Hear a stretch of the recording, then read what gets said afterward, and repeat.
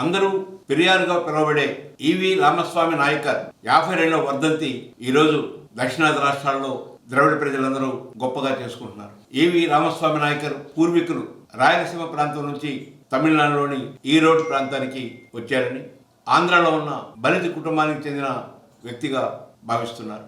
రామస్వామి నాయకర్ తన జీవితం అంతా కూడా కుల నిర్మూలన కోసం, బాల్య వివాహాలు, వితంతు వివాహాలు, బాల్య వివాహాలని ఉండకూడదని, వితంతువులు వివాహం చేసుకోవాలని కృషి చేశారు.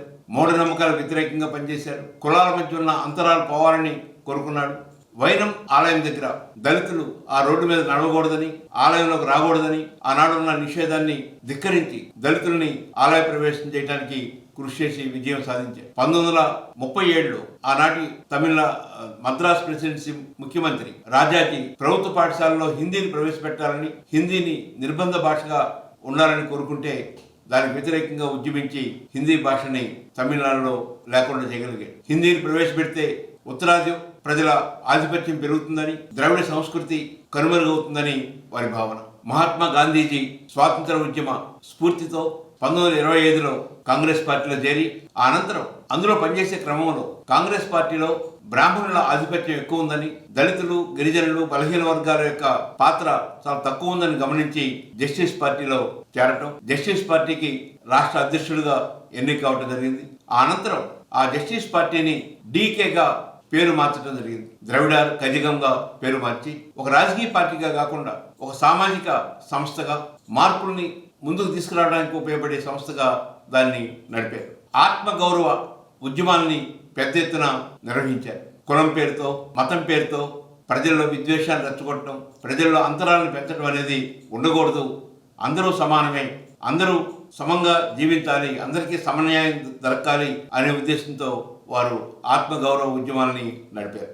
అన్నాదురై పెరియార్తో విభేదించి ఒక రాజకీయ పార్టీ అవసరం, రాజకీయ పార్టీ ద్వారానే తమిళ ప్రజల యొక్క ఆకాంక్షలను తీర్చగలవనే ఉద్దేశంతో డిఎంకే పార్టీని, ద్రవిడ మున్నేట్ర కజగం పార్టీని స్థాపించారు. స్థాపించిన అనంతరం ఆ పార్టీ విజయాన్ని సాధించింది. ముఖ్యమంత్రిగా వారు పదవులను స్వీకరించారు. పెరియార్, అంబేద్కర్ ఇద్దరు సమకాలికులు. ఇద్దరి యొక్క లక్ష్యం ఒకటే, భారత సమాజంలో కులం ఆధిపత్యం ఉండకూడదు, అంటరాని కులం అనేది ఉండకూడదు, అందరూ సమానంగా ఉండాలి, దళితులు, గిరిజనులు, బలహీన వర్గాలు అగ్రవర్ణ వాళ్ళతో సమంగా జీవించాలి, సమంగా అభివృద్ధి కావాలి అనే లక్ష్యంతో ఇద్దరు కలిసి పనిచేశారు. ఇద్దరు అప్పుడప్పుడు చర్చించుకునేవారు.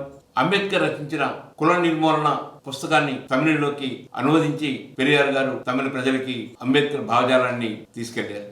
1970లో యునెస్కో సంస్థ పెరియార్ని చాలా సమున్నతంగా గౌరవించింది. ఆ సంస్థ ఆగ్నేయ ఆసియా సోక్రటీస్ గా బిరుదు అందించి పెరియార్ని సత్కరించింది. వివాహాల సందర్భంలో పండితులు, పురోహితులు, అర్చకులు ఇలాంటి వాళ్ళు ఉండకూడదని, వివాహం చాలా సామాన్యంగా తక్కువ ఖర్చుతో పెళ్లి కొడుకు, పెళ్లి కూతురు దండలు మార్చుకోవడం ద్వారా చాలా అతి తక్కువ ఖర్చుతో వివాహం జరగాలని వారు భావించేవారు. అలా చాలా వందలాది వివాహాలని చేశారు. తమిళనాడు ముఖ్యమంత్రిగా అన్నాదురై వచ్చిన తర్వాత ఇలాంటి వివాహాలకి చట్టబద్ధతని కల్పించడం జరిగింది. రిజర్వేషన్ల కోసం అణగారిన వర్గాలకి, పేదలకి, దళితులకి, గిరిజనులకి, బలహీన వర్గాలకి రిజర్వేషన్లు ఉండాలి అని అంబేద్కర్ తో పాటు పెరియార్ కూడా పోరాడారు. వాటి ఫలితంగానే ఈరోజు తమిళనాడులో 69% రిజర్వేషన్స్ కొనసాగుతూ ఉన్నాయి. దక్షిణ భారతంలో ద్రవిడ సంస్కృతిని వికసింపజేయాలని, అభివృద్ధి చేయాలని, ఉత్తరాది పెత్తనం, ఆధిపత్యం ఉండకూడదని పెరియార్ జీవితం అంతా కృషి చేశారు. ఒక హేతువాదిగా, మూఢనమ్మకాలకు వ్యతిరేకంగా ప్రజలను చైతన్యవంతం చేయడంలో మహత్తర కృషి జరిపారు. కుడి అరసు అనే పత్రిక ద్వారా వారి భావజాలాన్ని దక్షిణ భారత ప్రజలకి తెలియజేయడం కోసం అనేక వ్యాసాలు, రచనలు కొనసాగించారు. మహిళలకు తన తండ్రి ఆస్తిలో సగభాగం కొడుకులతో పాటు సమాన భాగం ఇవ్వాలని వారు కోరారు. అది ఈరోజు అమల్లోకి వచ్చింది చాలా రాష్ట్రాలు. అలాంటి మహనీయుడు పెరియార్ గారిని దేశ ప్రజలు మర్చిపోలేరు. వారి ఆలోచనల్ని, వారి భావాలని మరింత ముందుకు తీసుకోవాల్సిన అవసరం ఈనాడు ఎంతైనా ఉన్నది.